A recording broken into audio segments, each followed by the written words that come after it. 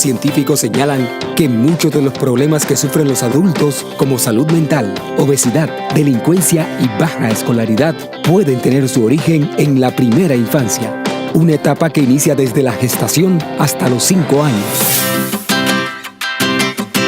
La primera infancia es crucial en la vida de una persona, porque es en estos años que se desarrollan las capacidades emocionales, intelectuales, sociales y físicas, debido a la rápida evolución que tiene el cerebro.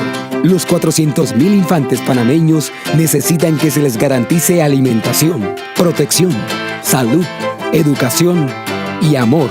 Es la meta de la política pública del Programa de Atención Integral a la Primera Infancia, PAIPI.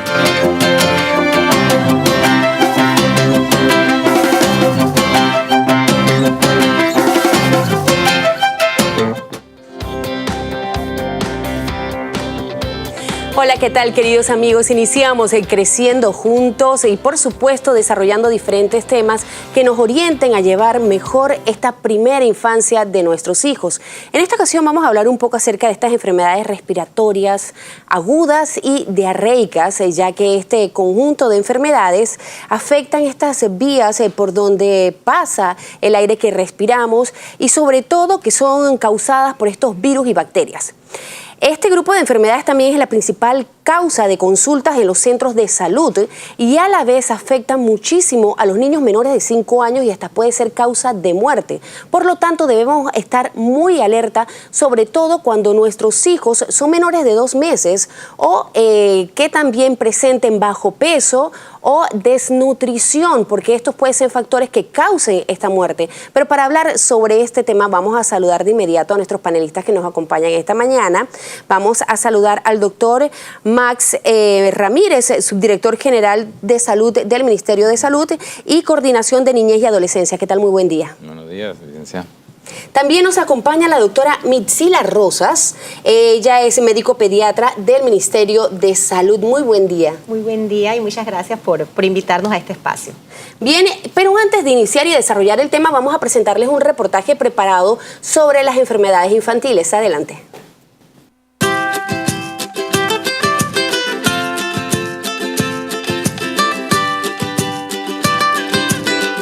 Las enfermedades diarreicas son procesos infecciosos, en su mayoría producidos por viruses, pero también puede ser producidos por bacterias y también por parásitos. Se caracteriza porque hay una disminución de la consistencia de las heces y una frecuencia de un aumento de la frecuencia de las evacuaciones. Puede estar acompañado de vómito, de fiebre o de malestar general. El mecanismo de contagio es fecal-oral, es decir, se ingiere el patógeno ya sea por las manos contaminadas, el agua contaminada, alimentos contaminados, y entonces este patógeno, que como les dije puede ser virus, bacteria o un parásito, entonces coloniza la mucosa gástrica y la mucosa del intestino y se produce lo que son los vómitos y las diarreas. Siempre las edades extremas suelen ser los más afectados.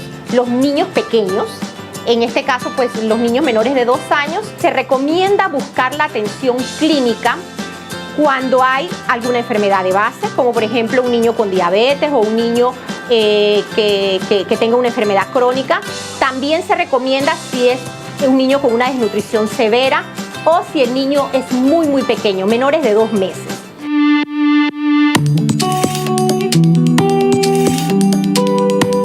La bronquiolitis es una inflamación de los bronquios pequeños. Cuando los bronquios pequeños se inflaman, entonces disminuyen, ¿sí?, su luz, el tamaño interior disminuye, se achica, tanto por la reacción inflamatoria de la pared del bronquio como por las secreciones o las flemas que se producen. La bronquiolitis se caracteriza por dificultad respiratoria. Bueno, los más frecuentes dentro de todas las enfermedades son las respiratorias, y dentro de las respiratorias la más frecuente es el catarro común o el resfriado común.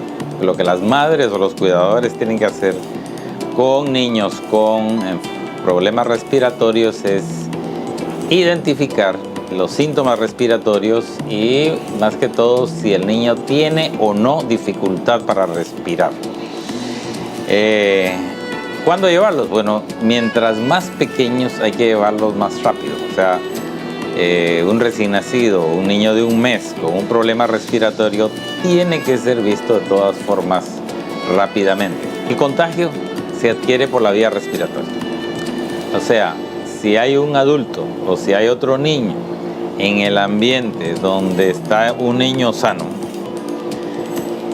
el ambiente o las personas que están ahí, lo primero que tienen que hacer, dijéramos, es no hablar de frente, no hablarle cerca, el que está enfermo contra el que está sano. Y lo otro método de controlar sería el lavado de manos, porque de esa manera no se contaminan el resto de los objetos o las personas que están cerca o donde nosotros estamos.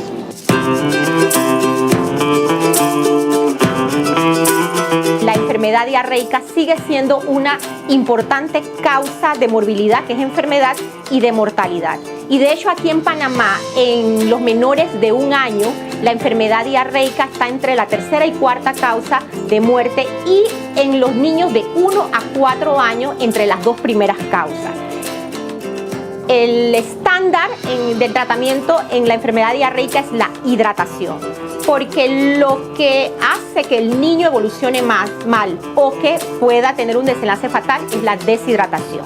Por eso es que es importante que la madre comience, desde que se instaura la diarrea en su casa, la administración de suero de hidratación oral. Bueno, es recomendable saber que la hidratación debe ser con suero de hidratación oral. No se le deben administrar a los niños ni caldos, ni infusiones, ni jugos azucarados, ni bebidas destinadas a deportistas. Y es importantísimo que se continúe con la lactancia materna, porque se ha visto con evidencia científica que la promoción de la lactancia materna disminuye los casos de diarrea tanto en morbilidad como mortalidad.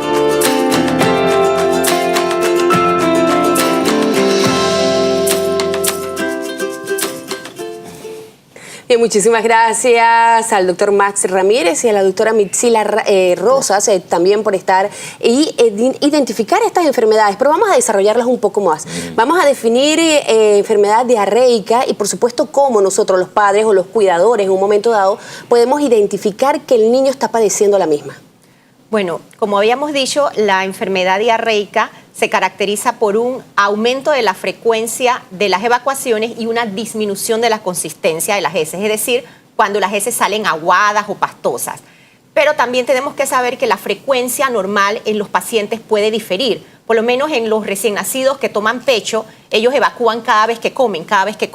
Entonces, eso no quiere decir que tenga un cuadro diarreico. Y también es normal que los niños evacúen entre 3 veces al día a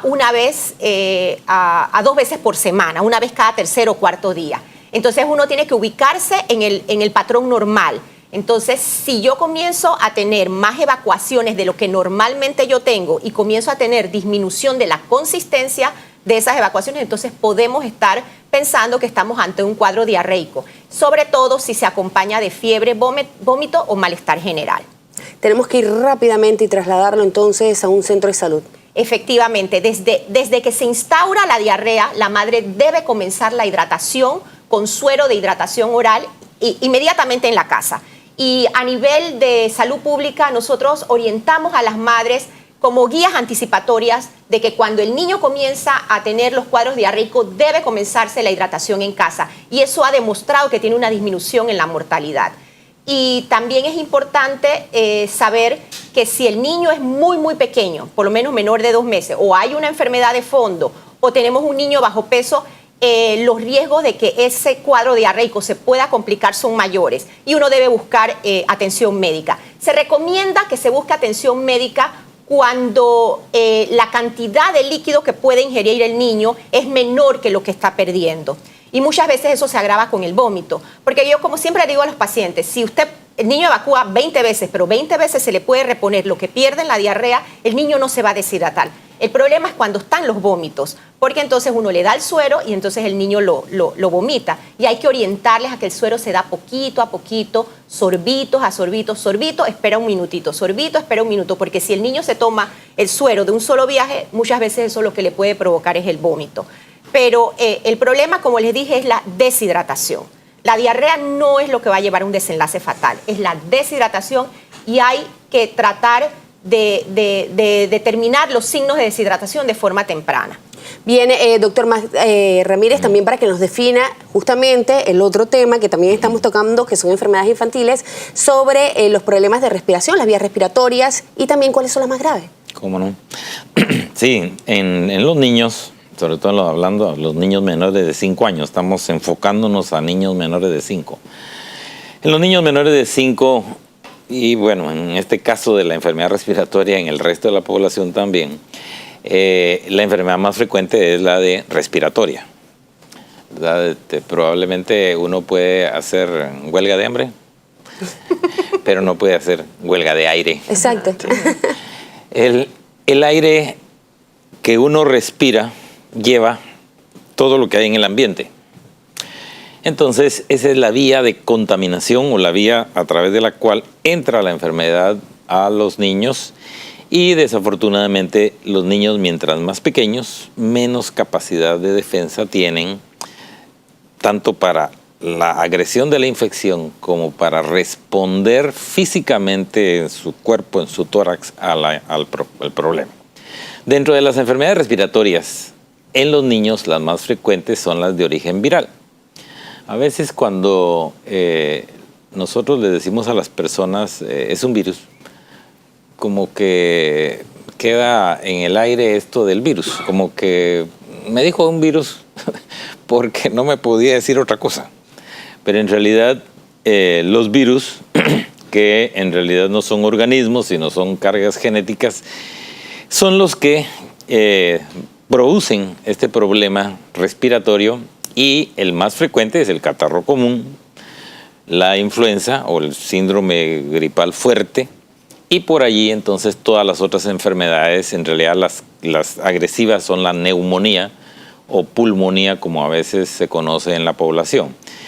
Esas son las enfermedades más frecuentes y lo que habría que diferenciar es sobre todo a los menores de 2 meses, hacer una separación en los niños menores de 5 a los menores de 2 meses, porque el menor de 2 meses es tan débil que ni siquiera a veces presenta grandes síntomas respiratorios, sino que sus manifestaciones son decaimiento, dejan de comer, se ponen fríos, o sea, ni siquiera tienen capacidad a veces para tener fiebre, sino por el contrario, ¿sí? Se ponen fritos, decaídos, y esos signos que no son estrictamente respiratorios son los que hay que reconocer en los pequeños o los recién nacidos de 1 mes o menores de 2 meses. Para trasladarlo inmediatamente. Para poder reconocer lo agudo de la enfermedad. Bien, vamos a continuar y vamos a seguir desarrollando el tema. También con la doctora Mitzila, ¿cuáles serían los riesgos? Lo mismo de padecer, pero en este caso la diarrea. Los riesgos de padecer la diarrea o los riesgos de complicarse en la diarrea. Bueno, de complicarse, ¿por qué? Los riesgos de padecer la diarrea, quiero remontarme un poquitito a las normas de higiene, al abastecimiento del agua potable, porque esos son 2 parámetros importantísimos que van a disminuir los cuadros diarreicos en una población en general.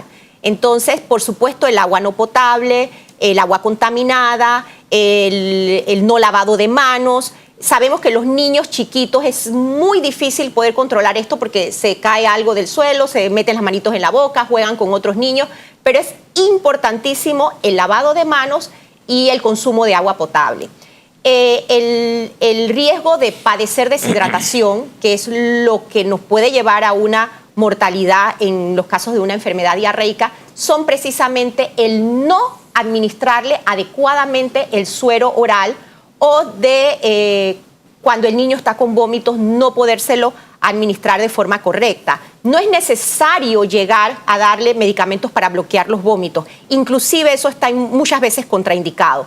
Lo que hay es que sentarse con el niño, dedicarle ese tiempo y comenzar, como dijimos anteriormente, poquito a poquito a irle dando el suero, porque se ha visto con evidencia científica que el riesgo de deshidratación es muchísimo menor si se comienza la administración de suero oral.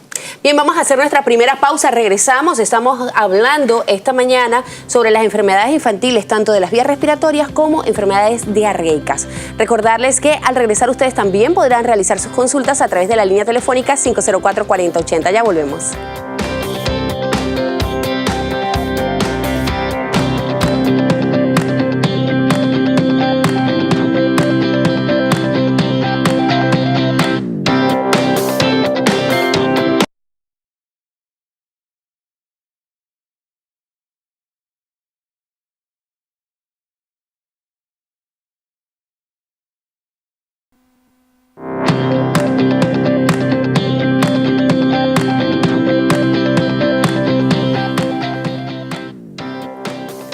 Ya estamos de vuelta en nuestro programa Creciendo Juntos y vamos a continuar conversando con los doctores que esta mañana están con nosotros. Y doctora Mitzila, ¿cómo nos damos cuenta, por ejemplo, que nuestros niños están deshidratados? Hay varios signos que sugieren deshidratación, algunos tempranos, algunos tardíos. El primer signo es el malestar general. Desde que uno ve a un niño decaído, ya uno puede sospechar que el niño está deshidratándose. El llanto sin lágrimas, la saliva espesa. Yo siempre les digo a las mamás que palpen la saliva de su niño. Si la saliva está aguadita, es buen signo, pero si la saliva está espesa o se hacen hilitos así, el niño está empezando a deshidratarse. Hay otros signos que son mucho más tardíos, que cuando se ven, pues ya el niño puede estar inclusive en una etapa de pre-shock, que es cuando el llenado capilar está bajo, o la turgencia de la piel, o la disminución de la diuresis. La disminución de la diuresis, o sea, la disminución de la orina, es un parámetro bien fidedigno, pero es muy difícil de cuantificar porque los niños cuando evacúan, usualmente evacúan y orinan y todo al mismo tiempo. Entonces, siempre le explicamos a las mamás que el mal estado general, el hundimiento de los ojos, la filancia de la saliva, son signos que sugieren que el niño se está deshidratando. Pero eso no debe pasar si el niño comienza la hidratación. Bien, doctor Max, ¿cómo nosotros, los padres o los cuidadores, podemos identificar que este cuadro respiratorio es grave? Bueno, observando la respiración del niño. ¿Sí? La frecuencia respiratoria de los adultos es más o menos 20 por minuto. Puede irse un poquito más a 25. La frecuencia respiratoria en los niños es más alta, 30, 35. Cuando un niño comienza a respirar más rápido, o sea, 40 a 50 veces por minuto, ya está, como dicen las personas, está agitado. Tiene disnea para nosotros, está agitado, significa lo mismo. Y en esos casos, lo que el cuidador, la madre, el padre, tienen que observar es la parte del pecho, pero no la propia del pecho, sino la baja, ¿sí? Aquí debajo de las costillas, porque los niños no respiran en sí con el tórax, sino con el abdomen. O sea, es muy fácil ver la respiración de un niño cuando se mueve la barriguita. Entonces, a donde hay que observar es precisamente aquí alrededor del abdomen y exactamente en la orilla de la costilla. Si se comienza a hundir debajo de la costilla, ese niño está agitado, ¿sí? Tiene una dificultad respiratoria, una insuficiencia respiratoria, él está haciendo un esfuerzo, ¿sí? El aumento de la frecuencia es el esfuerzo compensatorio que tiene el organismo para tratar de mantener la estabilidad. Pero en eso lo agota, ¿sí? Lo decae y indudablemente y genera toda una serie de otros procesos patológicos. Ahora bien, doctor, por ejemplo, las madres, ¿qué podemos hacer cuando un niño menor, presenta tos durante todo el año? O también que nos pueda definir un poco la diferencia entre una tos seca y una tos húmeda. La tos es la diarrea del aparato respiratorio, ¿sí? O sea, está grave. Es un mecanismo de expulsión, ¿sí? La diarrea es un mecanismo de expulsión. O sea, el organismo está siendo atacado, y entonces el organismo se defiende tratando de sacar. Bien. Cuando trata de sacar, como dijimos hace un rato, los menores de 2 meses no tienen esa capacidad de toser. ¿sí? O si lo hacen es de una forma muy débil. No es como un adulto que puede toser, desgarrar, tirar, escupir. ¿Sí? El niño no tiene, no puede. Es más, se la traga. ¿Sí?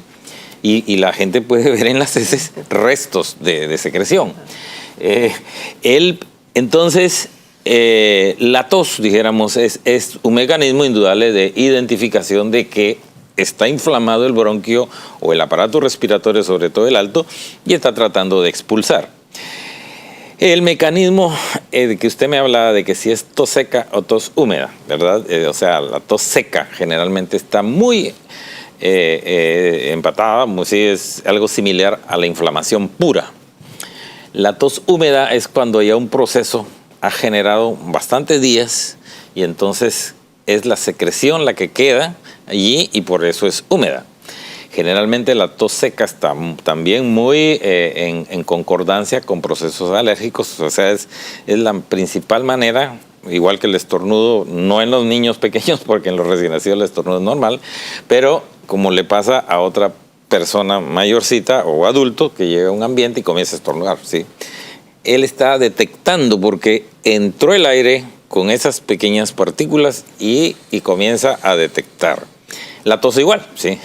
El niño está en determinado ambiente, pasa a otro ambiente y comienza a toser, ¿sí? Ahora, el cambio de clima, por ejemplo, mucha calor o mucho frío, también puede hacer que estas enfermedades respiratorias se creen, o alergias también, bueno, cuando a veces decimos que hay un cambio y los niños empiezan a estornudar. De fondo hay dos problemitas, ¿sí? Nosotros, en nuestro aparato respiratorio no es totalmente sano, libre de gérmenes. Hay algunos gérmenes que nosotros lo denominamos flora normal, mixta o común. Entonces, bajo ciertas características de cambios bruscos, pueden exacerbarse esos gérmenes y comenzar a producir molestias, ¿sí? En otros casos, entran directamente y comienzan a producir las molestias. El problema de los cambios de temperatura está, dijéramos, directamente más o menos relacionado a esos cambios bruscos, no a los cambios intermedios o pequeños cambios, sino cambios bruscos de temperatura, ¿verdad? Y por eso, en realidad, a los niños pequeños se les trata de abrigar, los tapan, le ponen gorrito, etcétera, tratando de que o cuando salgan de un ambiente a otro, taparlos para evitar estos cambios bruscos. Y en general, ¿verdad? Nosotros seguimos recomendando que a los niños pequeños, a los menores de 1 mes o 2 meses, no los expongan. Exponerlos es precisamente estarlos cambiando de ambiente, ¿verdad? Un recién nacido no hay que llevarlo al cine. Es un recién nacido, no hay que llevarlo al mall. No hay que llevarlo al mall.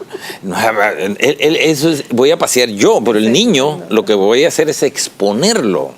O sea, es una... Antes, indudablemente, la gente hacía 40 días, la gente no salía y se quedaban adentro. Esa no es una medida loca o de que a alguien se le ocurrió. Está muy directamente relacionada al hecho de que la madre tiene que descansar, el recién nacido tiene que estar en un ambiente controlado.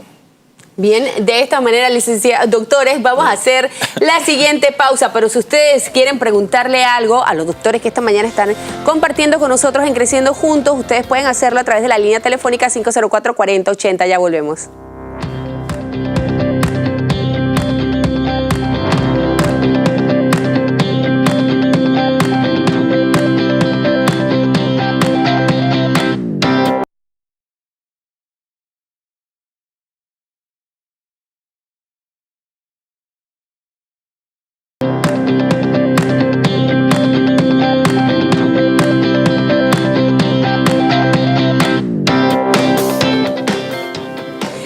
De vuelta, y si ustedes se han perdido algún capítulo de Creciendo Juntos, pueden buscarnos en YouTube, ponen Paipi Panamá y pueden ver todos los capítulos anteriores.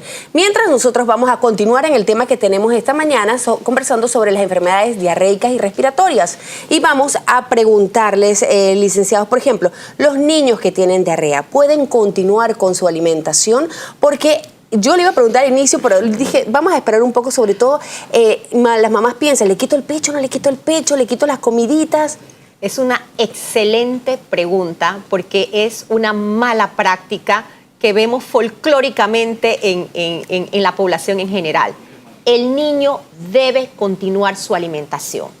Obviamente no le vamos a dar chicharrón y patacones, obviamente no, pero tiene que continuar con su alimentación normal y sobre todo no suspender el pecho si el niño está tomando lactancia materna. También hay malas prácticas como la dilución de las fórmulas o los cambios de las fórmulas. Está comprobado con evidencia científica que el niño debe continuar, eso sí estamos hablando de diarrea aguda. Diarrea aguda es, por definición, menor de 14 días, porque también tenemos cuadros de diarreas crónicas, usualmente asociados a otros problemas, que eso pues es otro tema. Y en cuanto a su alimentación, está totalmente contraindicado poner a los niños en ayuno. Eso no, al contrario, va en detrimento de la salud del niño y en detrimento inclusive de su nutrición. Así que el niño debe continuar su alimentación normal, debe continuar su pecho y sobre todo pues la hidratación siempre después de cada evacuación. Bien, doctores, tenemos una llamada desde un celular. Hola, ¿qué tal? Buen día. Buenos días. Mire, es que yo le quería hacer una pregunta a la doctora. Hablo desde Colón. Buenos días. Buenos días. Buenos días. Sí, adelante. Mire, yo tengo 54 años y hace como 10... Aló, buenos días. Sí, me escucha a través de la vía telefónica más o menos solamente. Como 10 años yo trabajé en cocina de leña. Ajá. Cocina de leña, con humo y eso. Y ahora en estos tiempos he empezado en todas las mañanas a botar flema. Y tengo que estar... Bien, vamos a escuchar. Yo quisiera que me dijera si eso es bueno, sí, es normal. vamos a pedirles, por favor, que cuando nos llamen solamente nos presten atención por el teléfono. Yo creo que es el doctor Max. Sí. Estamos hablando de los niños, pero vamos a ver si la pueden orientar. Sí, definitivamente, ¿no? Es un antecedente que la señora está relatando con respecto a su vida que ha tenido en antecedentes. Pudiera estar en relación a lo que está presentando ahora. En realidad hay que examinarla, hay que verla, hay que tomar la radiografía, etcétera, ¿verdad? Porque pudiera tener relación, pudiera ser que no. Hay que ver. Pero tiene que acercarse al médico. Tiene que acercarse para que pueda... a su centro de salud o a su policlínica para ser examinada. Pero sí es importante saber que el humo del tabaco y el humo de las quemas son irritantes. Sí. Sí, son irritantes y sí pueden de forma crónica tener algún efecto. Como dice el doctor, es imperativo que se examine, pero sí es un antecedente que yo considero de importancia. Bien. Vamos a seguir en el tema, doctora Mixila, y justamente, ¿existe alguna vacuna para estos cuadros diarreicos? Bueno, como habíamos dicho, los cuadros diarreicos son ocasionados por diversos patógenos. Podemos estar hablando de virus, de bacterias, inclusive hasta de parásitos, inclusive hasta de hongos. La principal causa etiológica de los cuadros diarreicos son virales, igual que en los cuadros respiratorios, y entre ellos una gran cantidad de virus. Ahorita mismo tenemos en el programa ampliado de vacunaciones una vacuna que es contra el rotavirus, que es dentro de los virus uno de los causantes principales. Así que sí hay una vacuna destinada específicamente a este virus, más sin embargo es importante saber que no todas las cepas están contempladas en la vacuna. Así que sí cubre en un porcentaje muy, muy alto, arriba del 90%, pero puede darse la posibilidad de que algunas de las que no estén incluidas en la vacuna pueda presentarse. Pero indudablemente es una de las evidencias científicas que han disminuido los cuadros diarreicos son las altas coberturas de vacunas por rotavirus. Doctor Max, ¿qué medidas debemos tomar con nuestros hijos cuando están presentando estos cuadros respiratorios? Yo quisiera agarrar el hilito de lo último de la vacuna, porque en el caso de las enfermedades respiratorias, infecciones respiratorias agudas, nuevamente, también hay vacunas, como la vacuna contra la influenza, que hay que administrarla cada año. En el caso de los niños menores de 1, hay que administrarlo a los 6, a los 9 meses, a los 8 meses y luego nuevamente cada año. Y cubre a un tipo de virus que es frecuente y que disminuiría la oportunidad de tener estas infecciones, pero hay otros virus, desafortunadamente, para los cuales todavía no está disponible la vacuna, que pudieran haberse estado enfermando por ellos, y entre ellos el virus respiratorio sincicial. En el Ministerio de Salud tenemos un monitoreo de los virus que están acechando a la población y se sabe, ¿verdad?, históricamente y de manera frecuente qué tipo de virus son los que están atacando. En forma general, pues sí, la manera de prevenir en el caso de las infecciones respiratorias es tener el mínimo contacto con un enfermo que esté con problema respiratorio, ¿sí? En el caso de los niños o de los bebés, que no se los besen en la cara, ¿sí? Que le besen el pie, que le besen la pierna, pero que no le estén besando la cara.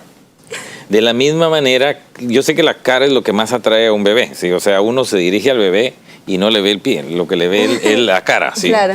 Porque es muy atrayente, porque proporcionalmente la cara ocupa y la cabeza ocupa un lugar proporcionalmente grande. Pero sea que esté enfermo el otro o no, no hay que besar a los niños en la cara, a los bebés en la cara. Lo otro es medidas de limpieza, de higiene de manos, ¿sí? Porque a través de las manos se contaminan los objetos. El que está enfermo, lo que primero hace cuando tiene problemas respiratorios es rascarse o tocarse la nariz. Claro. Eso se contamina, ¿sí? Y yo al tocar, al agarrar la puerta, al dar la mano, etcétera, lo que estoy haciendo es transmitiendo también el virus. Por lo tanto, el lavado frecuente de manos en el que está enfermo o aún de forma sana es muy eficaz en la prevención tanto de las enfermedades respiratorias como de la enfermedad diarreica. De esta manera vamos a hacer la siguiente pausa en Creciendo Juntos. Regresamos de inmediato con más y la línea telefónica 504-4080.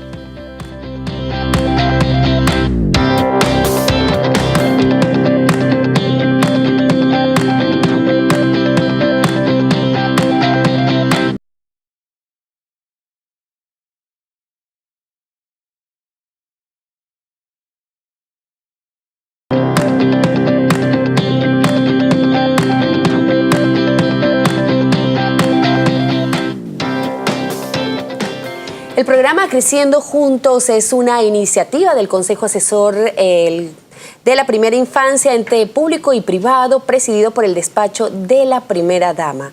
Y antes de despedirnos también, por supuesto, queremos presentarle nuestro segmento de Mamá a Mamá, donde hablamos un poco acerca de la estimulación en niños de 0 a 3 años. Adelante. Hola amigos de Creciendo Juntos, hoy nuevamente en De Mamá a Mamá voy a hablarles sobre la importancia del lenguaje en nuestros niños de 3 años. Nuestros niños de 3 años ya deben de tener una comunicación casi perfecta. Nosotros debemos estimularlos de la siguiente manera. La forma más fácil es con los cantos. Propiciar el canto en nuestros niños es importante, ya que ellos escuchan ese sonido y van mandando esa información a su cerebrito para después poder hablarla. Pero mamá, lo más importante es que tú converses con tu niño, que le hables con palabras claras, no hablarle chiquito, no sustituir palabras, aunque tu bebé a esa edad suele sustituirlas u omitirlas, tú nunca debes utilizar ese lenguaje. Tu lenguaje debe ser claro. Por ejemplo, cuando tu niño dice, vámonos a la casa, él va a decir, vamos a casa. Tú nunca debes utilizar ese lenguaje. Tu lenguaje debe ser claro, vámonos a la casa, para que él lleve ese mismo ritmo de aprendizaje. Si tú le hablas mal a tu bebé por lo general no te entiende lo que tú le estás diciendo. Tienes que hablarle claro. Muchos besitos le dio su mamá.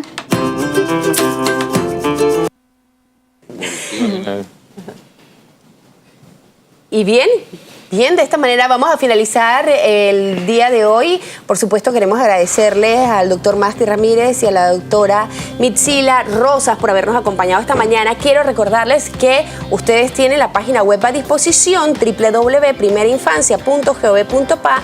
Tienen Facebook Paipi/Panamá y el Twitter @Paipi_Panamá. Que tengan todos un excelente día y nos vemos el próximo jueves a las 9 de la mañana con temas interesantes que nos ayuden a criar a nuestros hijos en la primera infancia.